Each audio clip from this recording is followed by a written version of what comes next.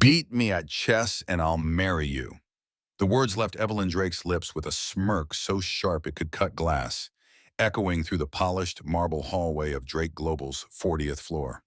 Her assistant, Sophie Grant, froze mid-step, eyes darting between her boss and the man pushing a cleaning cart. Marcus Hale paused, his hands resting lightly on the handle, his gaze lifting with quiet curiosity. The late afternoon sun poured through the glass walls, casting Evelyn's power-suited frame in gold, as though the universe itself approved of her arrogance. Around them, a few employees slowed, sensing the scent of blood in the air, the kind that promised corporate spectacle. "What's the matter?" Evelyn taunted, her voice rich with mockery. "Afraid you might lose the mop you're so good at wielding?" Marcus didn't flinch. Instead, he studied the chessboard she had been playing against herself moments earlier, noting the arrangement with the precision of a jeweler appraising diamonds. "French defense," he said softly, his voice calm but carrying enough weight to still the air. Evelyn blinked, the corners of her perfect red lips curling in faint surprise before she laughed, the sound dripping condescension. "Adorable. The janitor knows chess." She glanced at Sophie. "Make sure you're recording this. I want everyone to see history in the making." The proposal was meant to humiliate, a game she believed she had already won before the first move. Marcus stepped closer, his expression unreadable. "I accept," he said simply, pulling out a chair. In that moment, no one realized a battle far greater than a chess match had just begun, one that would unravel egos, shatter reputations, and rewrite the balance of power in the building. And if you were in Marcus's position, would you take that challenge or walk away? Tell me in the comments. Evelyn leaned forward, her manicured fingers brushing over the smooth ivory pieces as if they were extensions of her will. Her every movement calculated to remind everyone watching who held the power in this gleaming skyscraper. She opened with her favorite weapon, the Queen's Gambit, sliding the pawn forward with a flourish, smiling at Sophie, who obediently angled her phone to capture every second of what Evelyn was certain would be a public humiliation. "I hope you at least know how the pieces move," she purred, leaning back in her leather chair, as though she were presiding over an amusing sideshow. A ripple of laughter moved through the small crowd gathering near the boardroom doors. Marcus didn't respond to the jab. His eyes locked on the board, his breathing slow and deliberate. He reached for a knight and moved it with surgical precision. Evelyn's brow twitched almost imperceptibly. It wasn't the move she expected from a man she assumed had learned the game from a battered library book, yet she held onto her smile. "Interesting," she murmured, more to herself than to him. Marcus finally spoke, his voice low but steady. "Sometimes people underestimate what you can learn when they think you're invisible." Something in the way he said it landed in the pit of Evelyn's stomach like a stone, but she brushed it off with another condescending laugh. She played aggressively, determined to corner him quickly, but every time she thought she'd forced him into a mistake, his countermove was like a quiet blade slipping between armor. By the 7th move, her smirk had thinned. By the 10th, her fingers tapped restlessly on the table, as though trying to summon control that was slipping away. The room had grown so still that the soft click of each piece landing on the board sounded like a drumbeat announcing her unraveling. "Where did you learn to play like this?" she asked, her tone lacking the playful cruelty from minutes earlier. "My father," Marcus replied without looking up. "He taught me that in chess, like in life, you always think 3 moves ahead, especially when everyone believes you can't win." Evelyn forced a laugh. "And what was your father? A chess teacher at the community center?" Marcus finally met her eyes. "An international master. He played all over the world until an accident ended his career. After that, he worked as a janitor to keep food on the table." The words fell heavy between them, and for the first time, Evelyn couldn't find a quick insult. Sophie's camera caught the flicker of unease in her eyes as Marcus advanced another piece, dismantling her position with quiet elegance. By the 15th move, the truth was undeniable. "Checkmate," he said softly, almost kindly. The words shattered the room's tension like glass under a hammer. Evelyn stared at the board as though it had betrayed her, her gaze skimming the pieces in search of a miracle that didn't exist. The silence was oppressive, broken only by the muffled gasps of those who had gathered, expecting a spectacle in her favor, but were instead witnessing her very public defeat.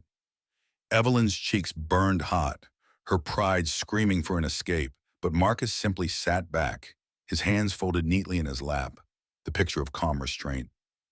He didn't gloat, didn't sneer, didn't need to. His victory was complete, and the look in his eyes told her this game had never been about marriage.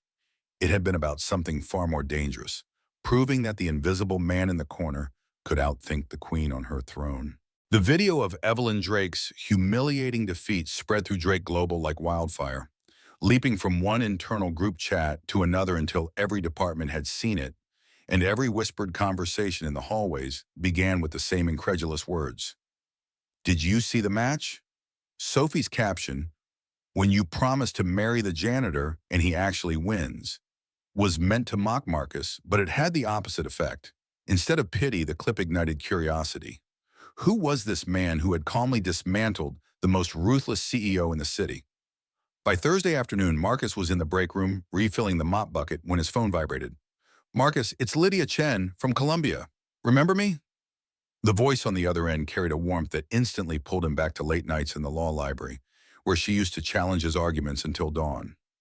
She was no longer the ambitious law student he once knew.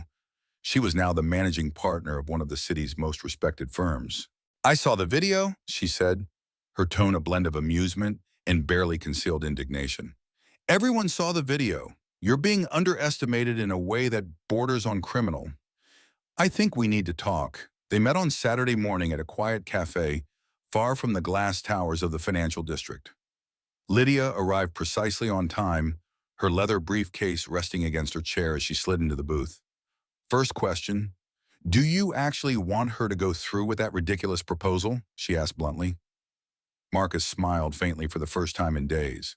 "Of course not, but I do want her to understand the weight of the words she tosses around for sport." Lydia's dark eyes sharpened.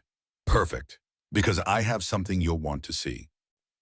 She opened the briefcase and began laying out files in meticulous order, copies of harassment complaints buried under settlement agreements, whistleblower terminations masked as budget cuts, diversity reports doctored to satisfy investors, and non-disclosure clauses designed to silence anyone who spoke up. "She has a pattern," Lydia said, her voice as cold as the marble floors of Evelyn's penthouse office. "But here's what makes your situation different. You have something no one else did. You have her, on video, making a racially charged proposal in a professional setting, with witnesses, and you accepted. Legally, that's a public declaration.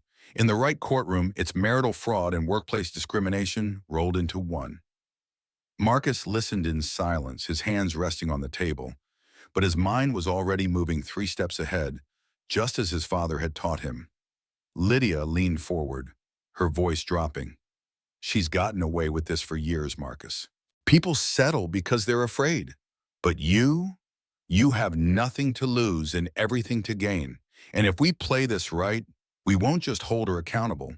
We'll change the entire culture of that company." He studied the evidence again, each document another piece in a far larger game than the one played on that chessboard. In his mind, Evelyn's mocking smile from days ago transformed into the image of a queen hemmed in by pawns, unable to move. He closed the folder gently as if sealing the first move in a much more dangerous match. "Then let's play," he said, and the quiet conviction in his voice made Lydia smile. Not the polite smile of a lawyer humoring a client, but the knowing smile of someone who had just found the perfect partner for a war she'd been waiting years to fight. Marcus Hale returned to work Monday morning with the same quiet demeanor he'd worn since the day he started at Drake Global, pushing his cleaning cart down the hall as though nothing in the world had changed. But in truth, everything had shifted.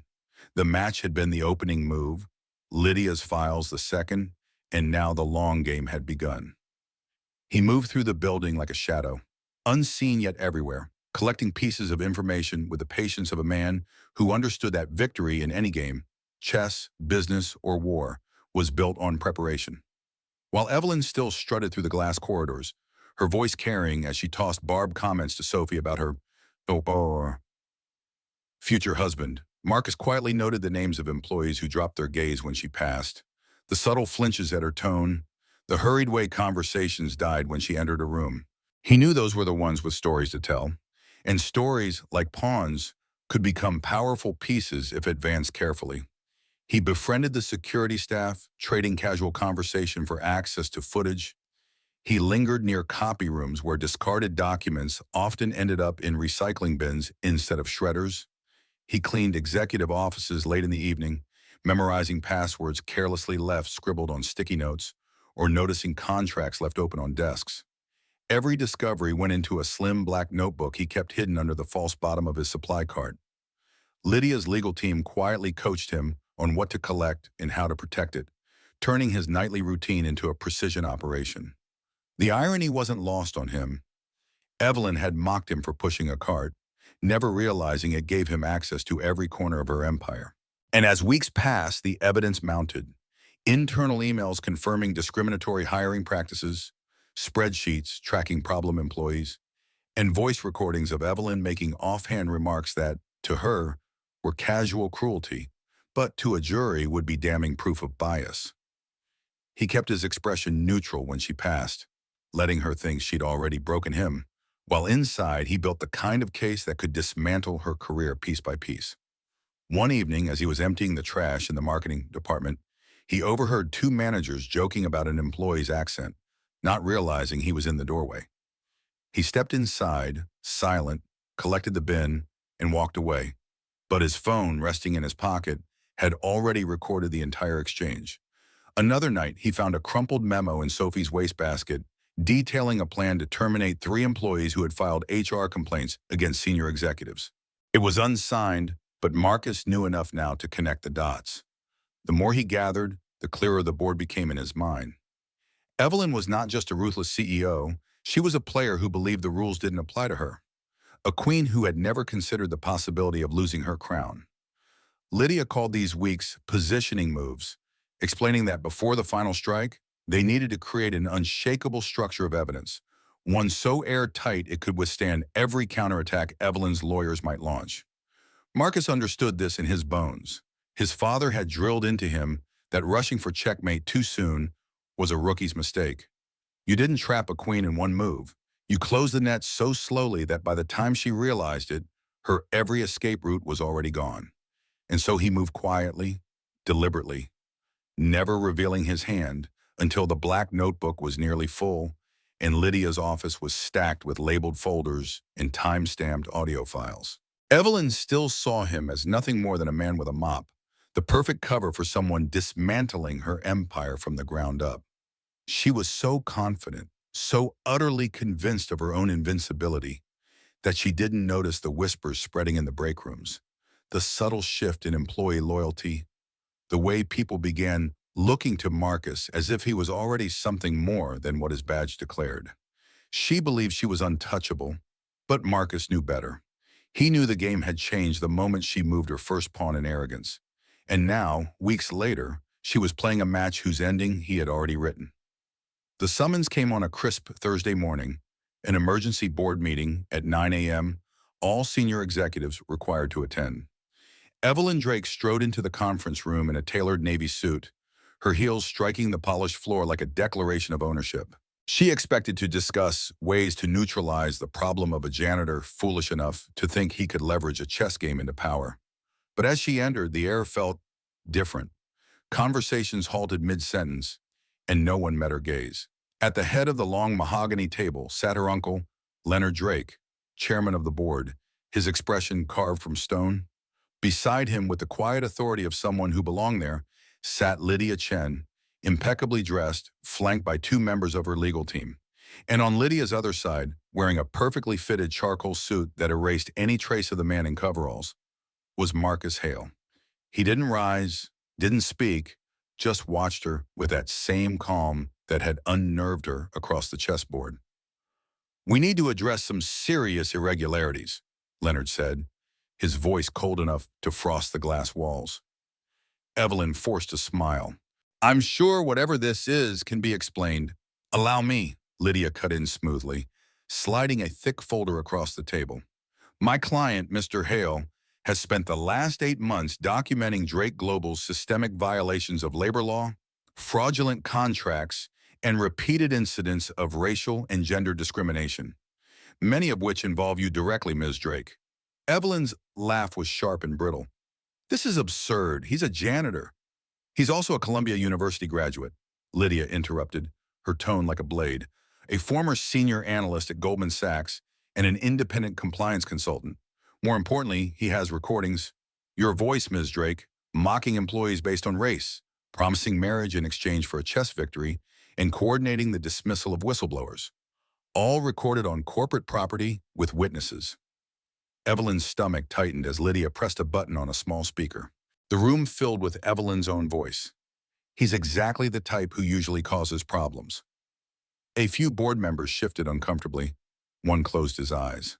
That's out of context, Evelyn snapped, her tone wavering. There's more, Marcus said quietly, producing a tablet. 17 employees were terminated after reporting discrimination. All were paid settlements with gag clauses funded through company accounts. Here are the internal emails approving those payouts, signed by you. The screen lit with damning evidence. Spreadsheets, correspondence, scanned agreements. Evelyn's hands curled into fists. How did you? Invisible people see everything, Marcus replied simply. You talk in front of janitors like we're furniture. You throw confidential documents in the trash. You leave computers unlocked because you think we can't read. Leonard Drake's voice cut through the tension. Evelyn, the board has reviewed the evidence. The vote was unanimous. Effective immediately, you are removed from all positions, your access to company systems revoked, and your severance withheld pending legal resolution. For a moment, Evelyn couldn't breathe. The walls seemed to close in, her world shrinking to the weight of humiliation and rage pressing against her ribs. You can't do this, she hissed. I built this company. Marcus's gaze was steady, unflinching. You built it on fear and contempt. That's not a foundation, it's quicksand. And now, it's swallowed you. Lydia slid another document across the table. In 2 hours, a press release will go live with every detail. Your actions, the evidence, the board's decision. The media already has copies. Evelyn's chair scraped loudly against the floor as she stood. Her voice cracked with fury. You think you've won? This isn't over. Marcus rose slowly, buttoning his jacket. It was over the moment you underestimated me. Around them, the board members remained silent, some watching Evelyn with pity, others with quiet satisfaction. She turned on her heel, storming toward the door, the echo of her departure sounding less like power and more like retreat. And as the door closed behind her, Marcus exhaled, not in triumph, but in the steady relief of a man who had just delivered checkmate in the longest game of his life. Marcus Hale didn't step into his new role with the swagger of a man who had just toppled one of the most feared executives in the city. Instead, he walked the halls of Drake Global, soon to be renamed, with the same steady pace he'd always had, except now the badge on his chest read, Director of Compliance and Diversity. The first week was a whirlwind of dismantling the toxic machinery Evelyn had built, starting with the policies designed to silence employees. The gag clauses were abolished, whistleblower protections were reinforced, and anonymous reporting systems were launched. Marcus sat in listening sessions with staff from every department, encouraging them to speak freely about what needed to change. At first, their voices were cautious, as though still testing the air, but slowly trust bloomed where fear had once lived. Departments that had been suffocated by micromanagement began to collaborate, innovation replacing paranoia. The numbers reflected it within months. Productivity soared by 30%, turnover dropped, and client satisfaction reached record highs. The company culture was no longer one of survival, but of growth. And in the middle of it all, Marcus worked quietly, never forgetting the people who had once looked at him as invisible. Meanwhile, Evelyn's world contracted like a dying star. The penthouse was gone, sold to pay legal fees. Her luxury cars disappeared one by one. The invitations to charity galas and exclusive dinners stopped arriving. She moved into a modest apartment in a neighborhood she had once sneered at from the back seat of her chauffeured car. Work came, but not the kind she wanted. Consulting for small businesses, earning in a month what she used to spend in a weekend. Pride was a luxury she could no longer afford. Rumors of her humiliation followed her into every meeting. Eyes lingered on her a fraction too long. Smiles were a little too knowing.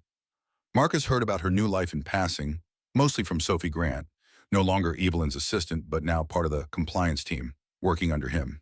She's different, Sophie admitted one afternoon, handing him a quarterly report. Humbled, maybe, or just tired. Marcus didn't gloat. Instead, he thought about the day Evelyn had mocked him in front of strangers, about the chessboard, about how her arrogance had written her own ending. He wasn't interested in revenge anymore. What mattered was that the company was thriving, and the people inside it were finally free to work without fear.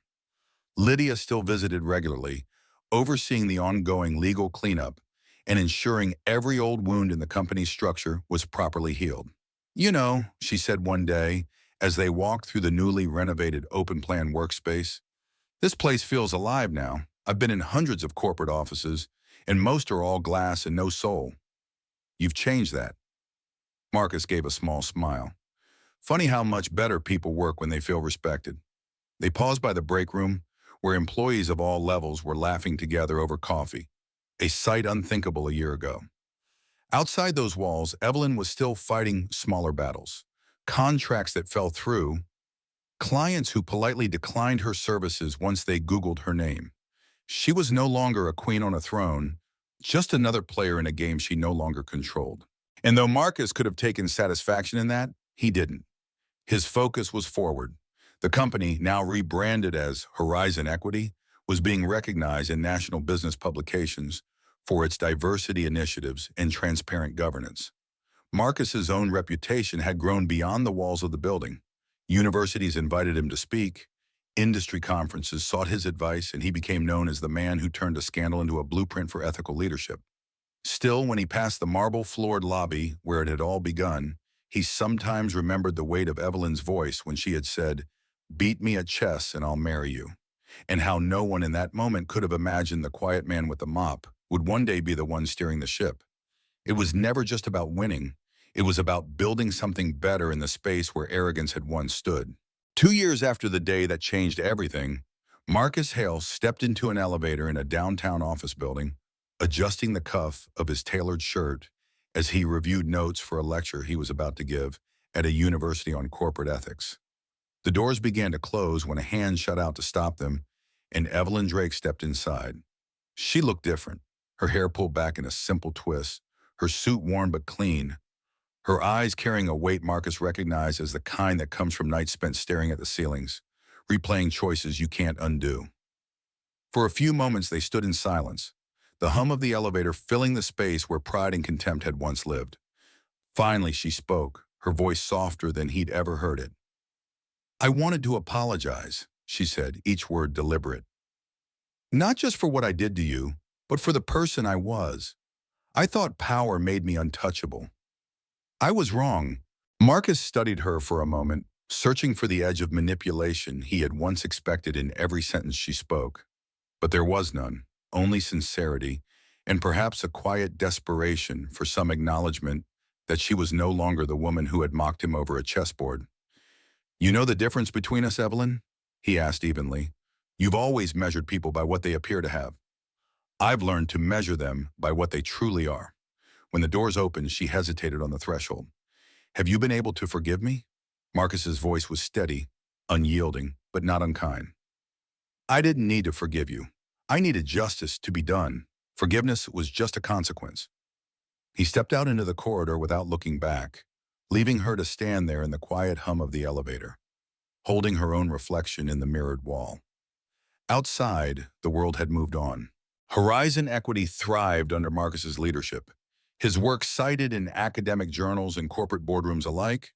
His son attended one of the best schools in the state, his future wide open. Evelyn, meanwhile, kept working small contracts, earning an honest living for the first time in her life. The game was over, and the board was clear. But its lesson would remain. Arrogance is not invincibility, and respect cannot be bought. It must be earned. If this story of resilience and redemption struck a chord with you, share it. Comment with your thoughts. And remember, sometimes the quietest move changes the entire game.